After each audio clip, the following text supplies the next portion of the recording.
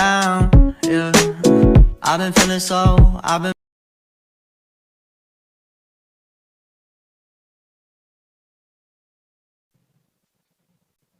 Halo semuanya, perkenalkan nama saya Lucy Patricia Manolo dari kelas BK 6E dengan NIM 20050720086. Di sini saya akan mempresentasikan mengenai materi accurate.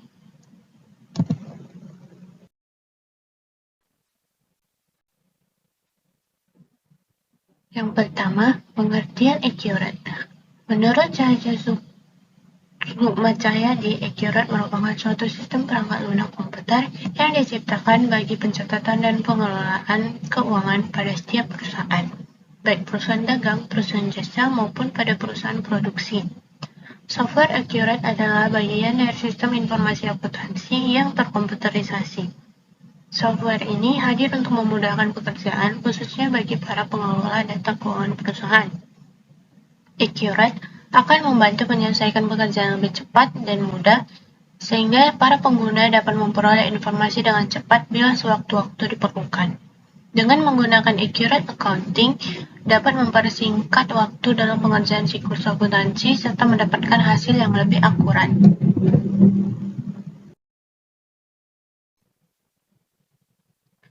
Kemudian yang selanjutnya, modul-modul accurate accounting. 1. Modul pembelian atau purchase order yang terdiri dari pesanan pembelian, penerimaan barang, faktur pembelian, retur pembelian, pembayaran pemasok. Yang kedua, modul penjualan atau sales modul yang terdiri dari pesanan penjualan, pengiriman barang, faktur penjualan, retur penjualan, dan penerimaan pelanggan. Yang ketiga, modul persediaan atau inventory modul yang terdiri dari daftar barang jasa, daftar gudang, penyesuaian persediaan, set harga penjualan, dan grup barang. Yang keempat, modul buku besar atau general ledger modul yang terdiri dari info perusahaan, daftar mata uang, daftar akun, laporan keuangan, bukti jurnal umum, dan proses akhir bulan. Yang kelima, modul kas dan bank atau cash and bank modul yang terdiri dari penerimaan lain, pembayaran lain, rekonsiliasi bank, dan buku bank. Yang keenam, modul aktiva tetap atau fixed assets modul yang terdiri dari daftar tipe aktiva tetap pajak, daftar tipe aktiva tetap, dan daftar aktiva tetap. Ada beberapa alasan mengapa accurate mengadopsi teknologi klien atau server, yaitu 1. Fleksibilitas, yang kedua mengurangi traffic network, yang ketiga kapasitas, yang keempat kecepatan, yang kelima skalabilitas, yang keenam integritas dan keamanan, yang ketujuh bisa diprogram, yang kedelapan transaction control. Kemudian beberapa keunggulan accurate terdiri dari 1. Kemudahan dalam menggunakan aplikasi atau yang biasa disebut dengan user friendly. Yang kedua, support selalu siap membantu dalam penerapan transaksi yang sesungguhnya. Yang ketiga, biaya terjangkau tanpa tambahan biaya maintenance baik bulanan ataupun tahunan. Yang keempat, client-server technology dengan kemampuan rollback. Yang kelima, transaksi real-time, tidak perlu proses posting. Yang keenam, modul lengkap untuk perusahaan dagang, jasa, atau kontraktor. Yang ketujuh, bilingual software dengan pilihan bahasa Inggris dan Indonesia. Yang kedelapan, laporan dapat di-view langsung dengan Microsoft Excel. Yang kesembilan, metode persediaan dengan FIFO dan average. Yang 10, mencatat biaya-biaya yang sifatnya tetap setiap bulan atau per minggu. Yang ke-11, laporan faktur yang dapat di-customize oleh user.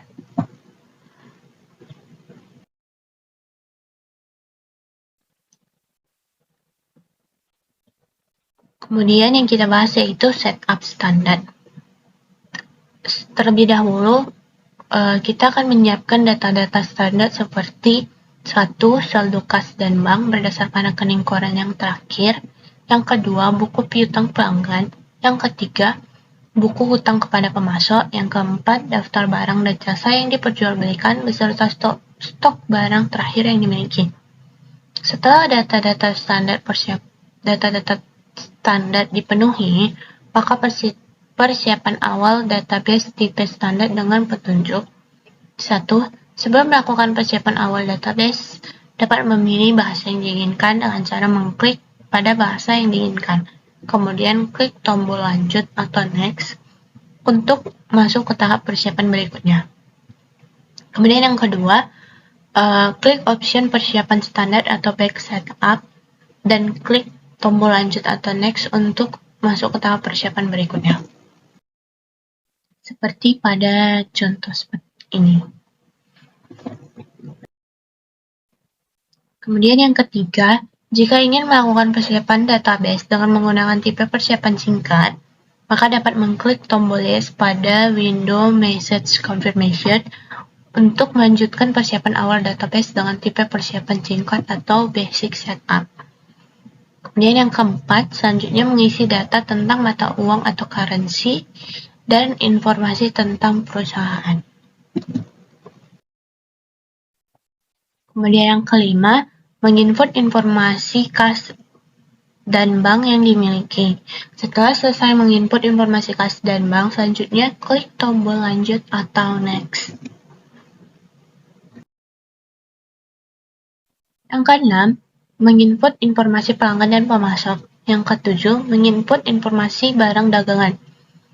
Dalam menginput informasi barang dagangan, terlebih dahulu kita akan memilih metode harga pokok barang dagangan inventory cost method yang sesuai dengan kebijakan perusahaan, apakah itu menggunakan FIFO atau average. Yang kedelapan, setelah semua data yang dibutuhkan dalam persiapan standar selesai diinput, klik tombol next, lalu klik tombol finish. Persiapan awal database baru telah selesai dan siap untuk digunakan dalam mencatat transaksi keuangan perusahaan. Nah, sekian dulu presentasi yang dapat saya berikan. Apabila ada salah kata, mohon dimaafkan. Terima kasih.